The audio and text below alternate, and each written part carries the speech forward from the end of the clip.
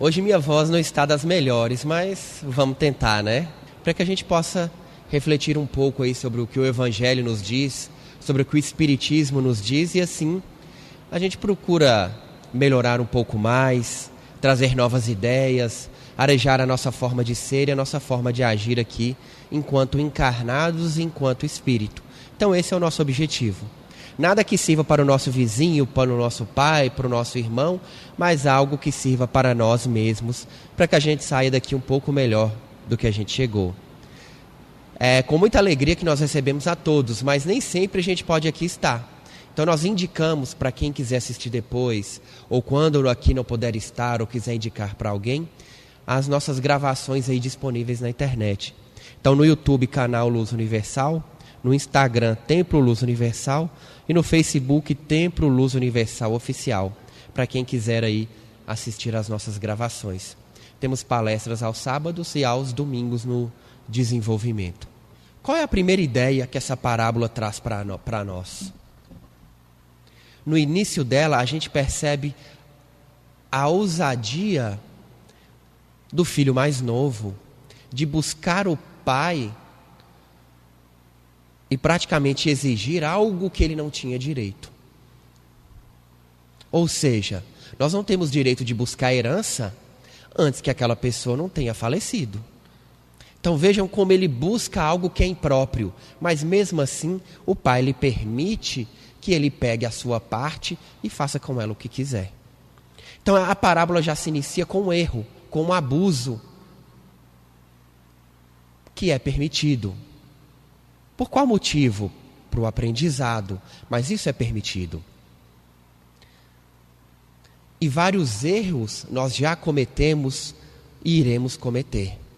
Mas infelizmente nós temos gravados até no nosso inconsciente a palavra ou o significado do pecado, que é aquele erro que nunca será perdoado. Aquele que agiu contra Deus vai para o inferno. Aquele que agiu contra Deus tem que sofrer. Deus se vingará de nós. Não há perdão. Então tudo isso fica gravado em nós. Essa força, essa ideia de como as coisas são severas quando a gente trata de Deus ou da espiritualidade maior. E há 2000 anos a gente encarna com essa ideia de que o erro é grave. Sabendo disso, o que a gente descobriu que podia fazer?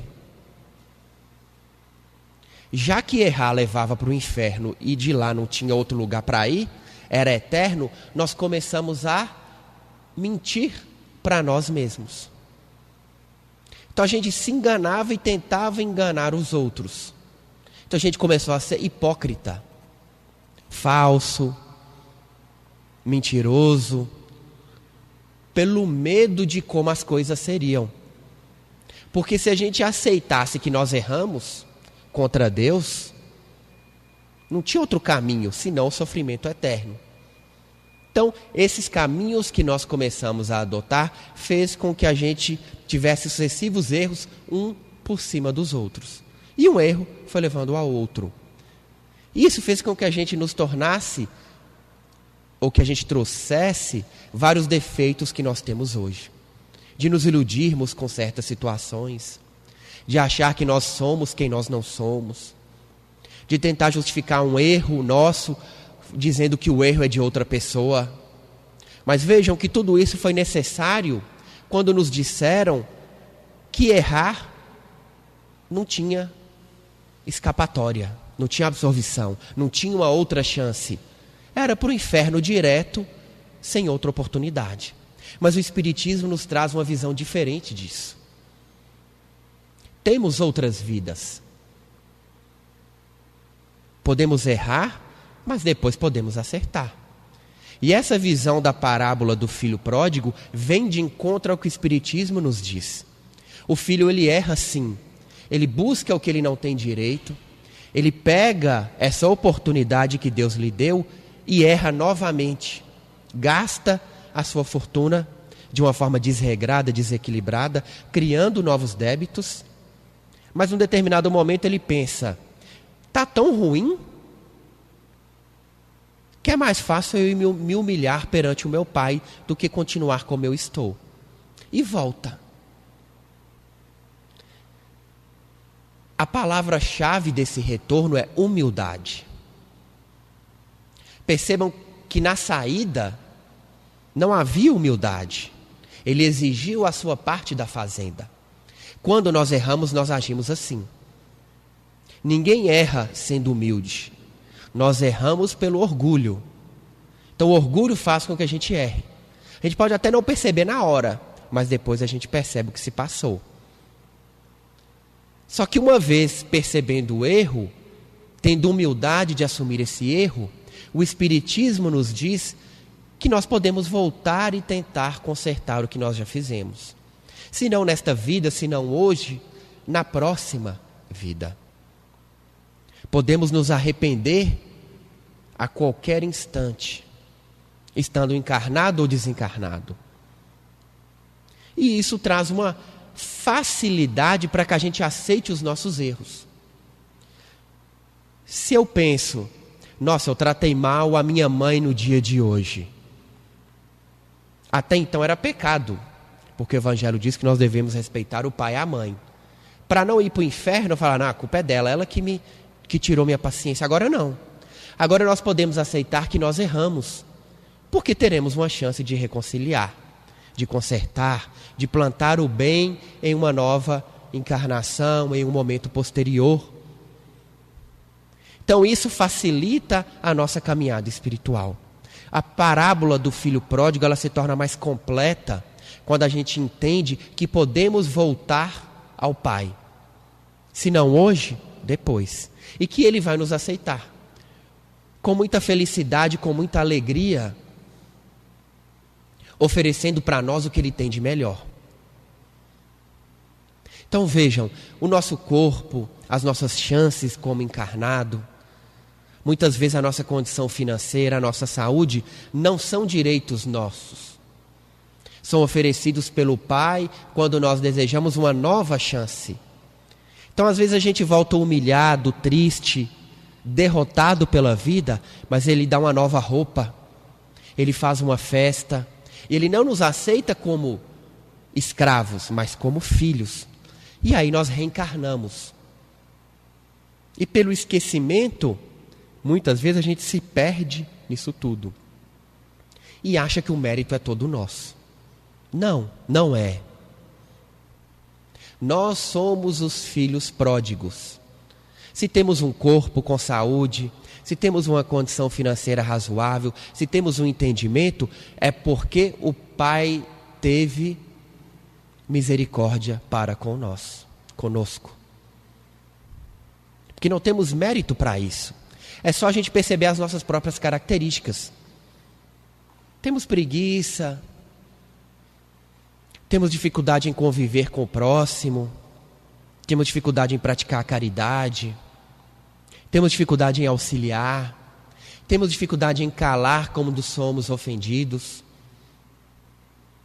temos dificuldade em repartir o pão muitas vezes, ou seja, repartir os nossos recursos financeiros. Então tudo isso depõe da nossa inferioridade. E se somos inferiores, não teríamos direito ou direitos, mas o Pai nos oferece essas chances, nos oferece essas oportunidades, nos oferece uma nova encarnação. E o que a gente faz com ela?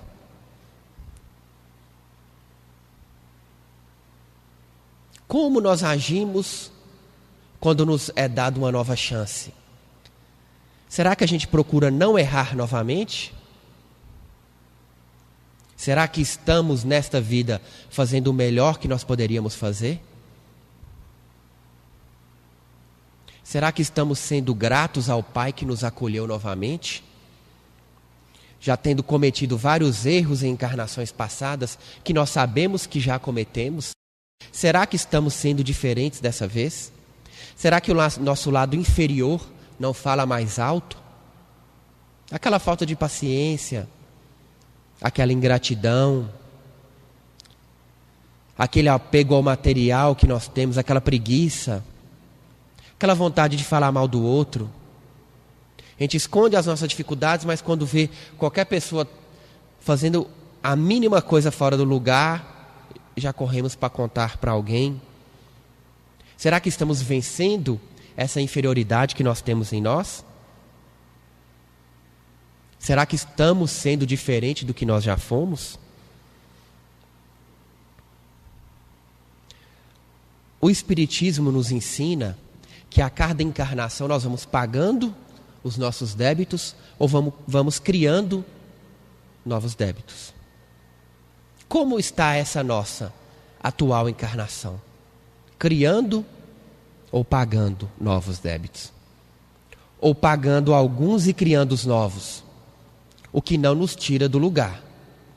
Se estamos participando de um trabalho espiritual, se estamos vivendo uma vida difícil, realmente pagando os nossos débitos, mas continuamos com os mesmos erros, estamos pagando umas dívidas e criando novas dívidas. O que nos mantém no mesmo lugar. O que não é bom para nós. Precisamos avançar. Jesus nos diz que o nosso fardo não é leve, ou seja, o peso das nossas dívidas é que faz com que a gente passe por dores e sofrimentos aqui na terra. Sofremos para que a gente possa aprender, para que a gente possa quitar as nossas dívidas, para que a gente possa, vencendo os obstáculos, sermos pessoas melhores do que nós já fomos. Será que estamos agindo assim? Percebam que a evolução ela não dá saltos. A parábola ela é muito clara quando trata do filho mais velho. O filho mais velho ele representa aquele que estava trabalhando, aquele filho produtivo, aquele filho que tem conhecimento, que está com o pai. Mas mesmo aquele que lá estava, ele não entende completamente o que o pai quis dizer. Perceba que, não obstante sério, trabalhador e cumpridor dos seus deveres, ele não entende todos os desígnios do pai. Ele não entende porque o pai recebeu o filho menor que não tinha responsabilidades. É muito interessante essa passagem, porque mostra para nós como é difícil querer entender todos os desígnios de Deus. Já basta a gente procurar entender no que se refere a nós, das nossas próprias dificuldades, em como Deus, ou a espiritualidade maior, ou os nossos mentores, se dispõem a nos ajudar. Agora, querer entender todos os desígnios de Deus, realmente, como a parábola nos mostra, muitas vezes está além do nosso alcance. Então, a humildade é a palavra-chave nesta parábola. Como anda a nossa humildade? Estamos prontos a exercê-la? A reconhecer os nossos erros? A reconhecer as nossas dificuldades? A reconhecer o que falta em nós? Esse é o objetivo da nossa ou das nossas encarnações. Exercer a humildade. A humildade de uma forma extrema que nenhum de nós, neste momento, temos condições de entender, mas que a gente entende pelos exemplos que a gente lê em livros. Do mestre Assis. Uma das maiores alegrias do mestre Assis era conversar com os mendigos na rua, orientá-los, esclarecê-los. Ele se ofendia, não se sentia bem ao ver a extrema riqueza. Da mesma forma o mestre Jesus, da mesma forma o Chico Xavier, e exemplos de vários outros, Madre Teresa, pessoas de extrema humildade,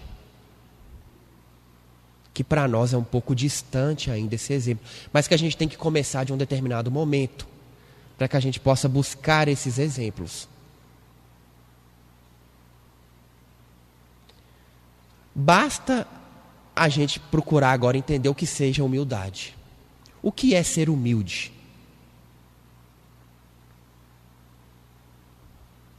Ser humilde não é deixar que as pessoas façam o que quiser com a gente. Ser humilde não é ser bobo. O mestre Jesus nunca foi bobo, o mestre Assis da mesma forma. A humildade vai muito além disso. Tem a ver com simplicidade, tem a ver com os nossos objetivos, com o nosso grau de evolução. E tem a ver com amor. Aquele que ama, que sabe quem realmente é, que sabe o seu grau de evolução, que sabe dos seus deveres, se apresenta de uma forma humilde. Porque a forma como o amor se apresenta. O mestre Assis tinha uma tese de que tudo pode ser resolvido pelo amor. Então todos que apareciam na sua frente, qualquer obstáculo, qualquer pessoa com raiva, chateada, ofendida, ele buscava sempre solucionar pelo amor.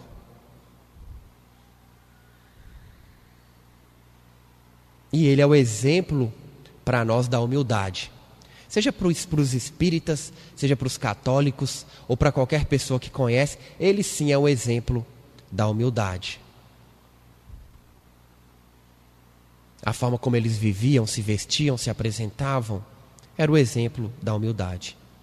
A humildade diz também sobre de que nós realmente necessitamos enquanto encarnados. O que nos basta e o que é supérfluo.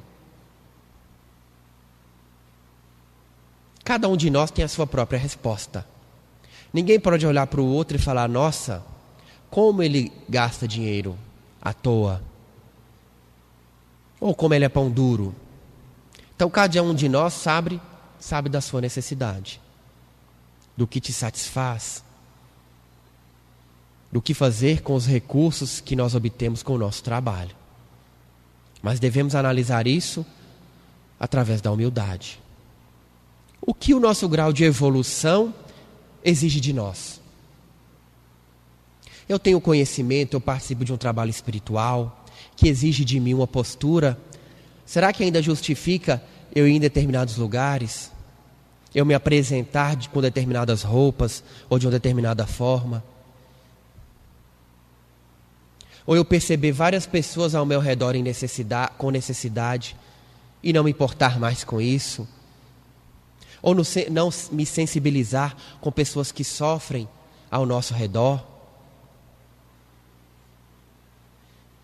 Vejam que imediatamente o pai se sensibiliza com a situação do filho. Ele não perguntou para o filho, com que você gastou o seu dinheiro? Como foi? Por que você não agiu dessa ou dessa outra forma? Ele não agride o filho. Ele não ofende, ele não questiona. Ele não repreende de imediato o filho. Ele acolhe o filho. Ele ama o filho. Por que isso? Aquele que está doente, ele tem que ser tratado. Pelo nosso grau de inferioridade, a gente ainda tem o hábito, muitas vezes sem pensar, de ver um erro e repreender imediatamente o erro. Mas muitas vezes aquela pessoa não está em condições de aprender nada do que a gente está falando. Como chegaremos para uma pessoa doente e querer ensinar algo para ela naquele instante em que ela está doente? É preciso curar a doença para que a gente possa ensinar algo para aquela pessoa. E essa é uma lição grandiosa do pai nessa parábola. Ele recebe, abraça e perceba o que ele vê de longe. Então o pai está sempre atento àqueles que querem voltar. Então de longe ele percebe que o filho está vindo. Ele já toma logo as suas medidas para que ele possa receber o filho com alegria. Mostrar que ama aquele filho. E uma vez ele estando curado,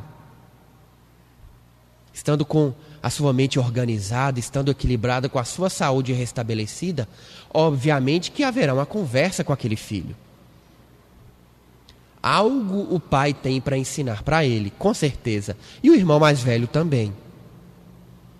Mas é uma lição muito valiosa para todos nós. Com relação aos nossos filhos, amigos, colegas de trabalho, é importante que a gente saiba orientar e não apenas repreender. Que a gente saiba curar e não apenas tentar ensinar o que a gente muitas vezes nem sabe. Então, temos aqui na nossa casa um trabalho de cura específico para isso. Mas a cura ela pode partir de qualquer um de nós, em qualquer instante, quando a gente perceber que as pessoas estão desta forma. Desorientadas, desequilibradas, tristes, de uma forma exagerada. Tudo isso exige de nós uma atenção. E quando a gente se dispõe a ajudar, os mentores se aproximam de nós. Mas temos que estar atentos.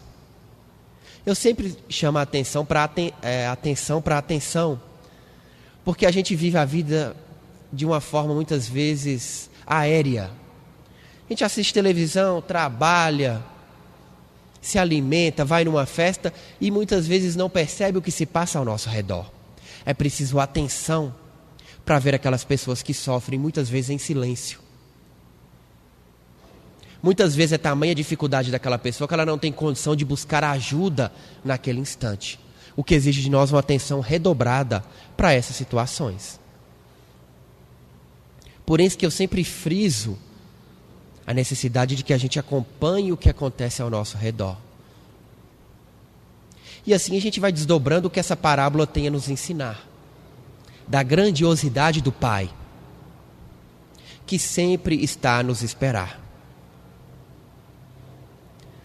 Alguns espíritos, eles caracterizam a evolução como se a gente fosse arremessado ao ser criado para longe.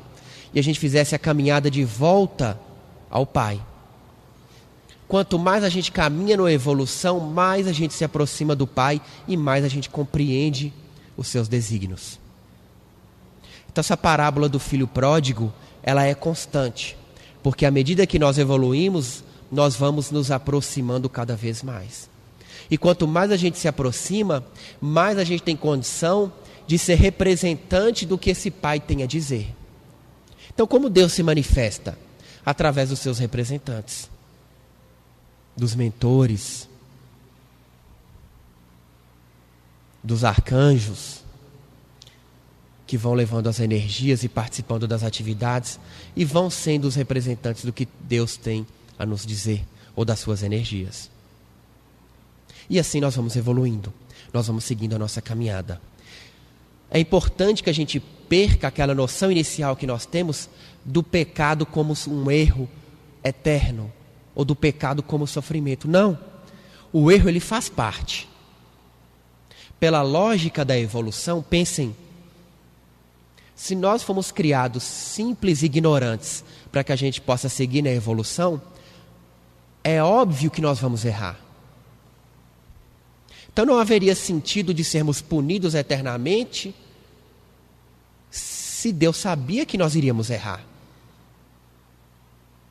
É a mesma coisa de criarmos uma escola e disséssemos, aquele que errar vai ser expulso da escola. Mas então não é uma escola.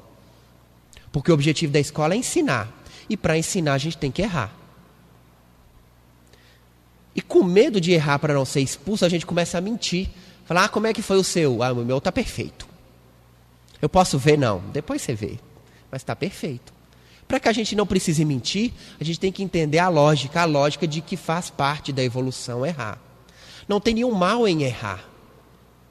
Nós não somos inferiores por termos errado.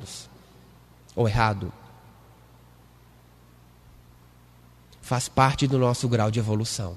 A gente vai errar ainda muitas vezes mais além das que nós já erramos. Os nossos amigos vão errar, vão nos desagradar, muitas vezes vão nos ofender até sem querer, mas isso faz parte da evolução. Esse é o objetivo da Terra. A Terra é uma escola e para que a gente aprenda, a gente tem que, infelizmente, esse é o caminho. Não tem outro, não tem outra trajetória. E muitas vezes a gente erra sem saber. Minimiza um pouco o erro, mas no final, o sofrimento que advém desse erro nos ensina muita coisa. Por isso que na Terra tem tanto sofrimento. Para que a gente possa aprender. Já que a gente não aprende com uma na primeira, nem da segunda, nem da terceira, o sofrimento ele vai aumentando, porque assim a gente consegue aprender. E assim fica gravada em nossa mente. E nós vamos para o próximo pedestal da evolução, para o próximo erro, para os próximos aprendizados. Só que nós temos atalhos para a evolução. Buscar praticar o bem, buscar o amor ao próximo, buscar participar de uma atividade espiritual, são mecanismos para que a gente possa acelerar a nossa evolução. A prática espiritual da caridade, dos trabalhos mediúnicos, nos libertam, nos trazem conhecimento, nos trazem amigos espirituais, nos ajudam a auxiliar aqueles que nós fizemos mal. Tudo isso decorre do nosso trabalho, para que a gente possa conhecer, para que a gente possa libertar aí aqueles que nós fizemos mal ou a nós mesmos. Precisamos trabalhar. Não tem outro caminho. Não temos outra saída. Então, quando a gente puder assumir uma atividade espiritual, assumir uma leitura, assumir um conhecimento, tudo isso são as chaves para que a gente possa acelerar a nossa evolução, para que a gente possa errar menos. Como eu disse, quando a gente busca os exemplos, através das obras que nós temos, a gente pensa, será que o Mestre Assis faria isso? Será que Chico Xavier faria isso? Será que o Mestre Jesus faria isso? Se a resposta for não, não tem por que a gente agir dessa forma. Se a gente age assim, é um erro. Vamos aprender com o erro e teremos uma nova chance. Os mentores sempre nos dizem que quando a gente errar, porque nós vamos ainda errar, que a gente não se apegue ao erro. A gente deve aprender com o erro e seguir imediatamente em frente. É sempre bom ter em mente que aquela situação, aquela energia do erro, ela vai nos atrapalhar se a gente não seguir em frente. O erro ele é feito para que a gente possa aprender e imediatamente seguir em frente. Ficar se martirizando, eu sou inferior, eu não aprendo, eu sou isso não vai trazer aprendizado nenhum para nós. Estamos num momento espiritual que tudo acontece muito rápido. O nosso aprendizado ele tem que ser rápido. Errei, aprendi, vou seguir em frente. Vamos nos libertar dessas energias negativas ou que possam atrasar a nossa mente, que possam atrasar o nosso avanço espiritual. Não devemos nos vincular a erros cometidos. Devemos sim seguir em frente e praticar o bem. Isso é muito importante. Sabendo que o erro faz parte da nossa caminhada, devemos buscar seguir em frente. Não vamos nos sentir inferiores por causa do erro. Lembremos sempre que o Pai nos aguarda, o Pai nos espera e que é assim que nós devemos entender a caminhada espiritual. O Pai nos compreende, nos dará novas chances, nos dará novas oportunidades e assim a gente deve honrar essas oportunidades que também já nos foram dadas. Então que o Mestre Jesus ele possa nos iluminar, que ele possa nos auxiliar a compreender a importância da caminhada espiritual, a importância dessa parábola. Pensar com mais calma em todos esses trechos que a gente pode ir interpretando e tirando de crescimento para todos nós. Cada frase do Evangelho é um ensinamento gigantesco que a gente pode ter. A gente aqui começa a discutir certos assuntos, mas cabe aí a cada um de nós, dentro dos seus propósitos, dos seus objetivos, buscar o seu entendimento pessoal sobre esses assuntos. Então que a gente possa ter coragem de enfrentar e de reconhecer os nossos erros, para que a gente possa buscar a melhora e a reforma íntima e, consequentemente, a nossa evolução aí, o segmento da nossa caminhada espiritual.